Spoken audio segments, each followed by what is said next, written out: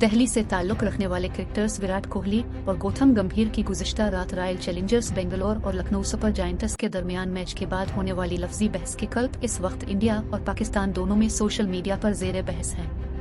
बज़ाहिर ये गर्मा गर्मी मैच के दौरान विराट कोहली और अफगान फास्ट बॉलर नवीन उल हक के दरमियान बहस से शुरू हुई, ताहम विराट कोहली की जानिब से शायकीन की तरफ इशारा करते हुए अपने होठों पर उंगली रखकर खामोश रहने की हरकत से मालूम होता है कि इस लड़ाई का आगाज दोनों टीमों के दरमियान 10 अप्रैल को बेंगलोर में होने वाले मैच से हो गया था।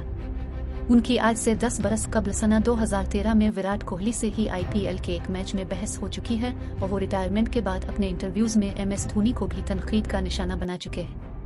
ऐसे में गुज़िश्ता रात होने वाले वाक़ये ने इस मरतबा IPL के इंतहाई दिलचस्प टूर्नामेंट को मज़ीद दिलचस्प बना दिया है। गुज़िश्ता रात लखनऊ में खेले जाने वाला ये मैच दोनों ही टीमों के लिए टूर्नामेंट के अगले राउंड तक रसाई हासिल करने के लिए अहम था। सोशल मीडिया सारिफीन का ख्याल है कि गुज़िश्ता रात विराट कोहली की जानिब से अपनाया गया पुरजोश अंदाज